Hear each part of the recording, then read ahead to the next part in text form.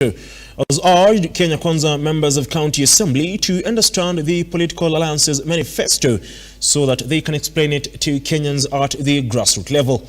Ruto noted that the government is implementing a host of programs aimed at transforming the lives of Kenyans.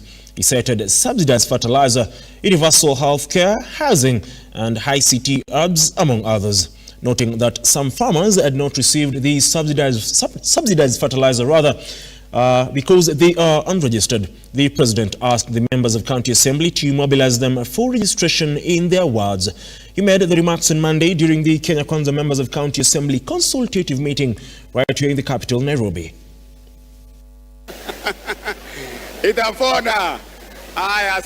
They appeared at State House, Nairobi, to have a one-on-one conversation with the head of state.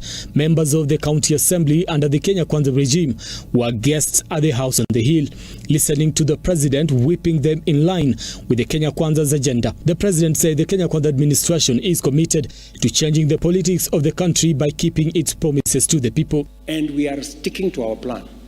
And it is because tunataka kubadilisha siasa ya Kenya.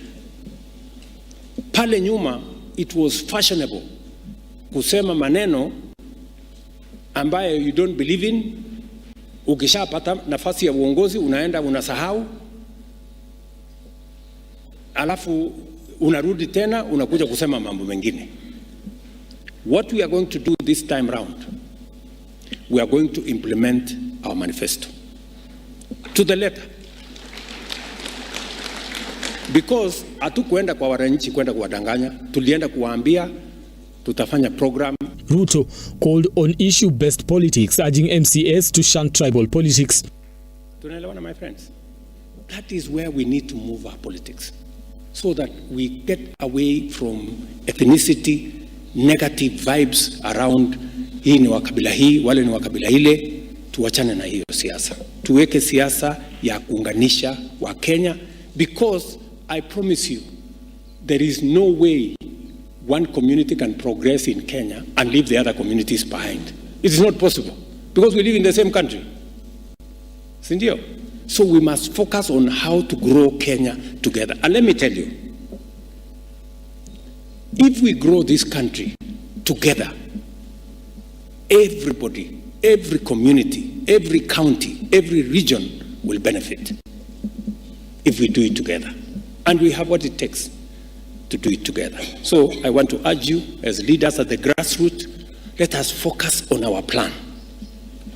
Na tusikubali wale watu wanataka kutuchochea ukabila o hawa wale. No, we must focus on delivery of our plan. Mnanielewa?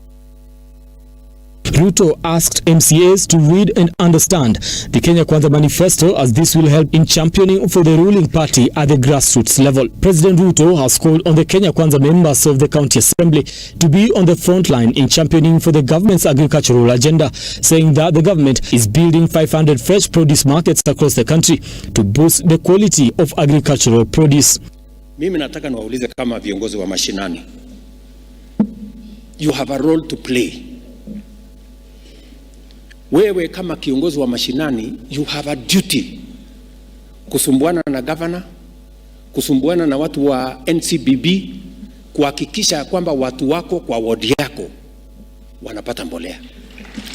To encourage transparency, the president asked the county legislatures to consider amending their standing orders to allow county executive committee members to answer questions in their assemblies, as in the case now in the national parliament. DP Gachagua called on MCAs to work with the government to ensure the delivery of development agenda. He also urged the MCAs to enact laws that will support the government's fight against alcoholism.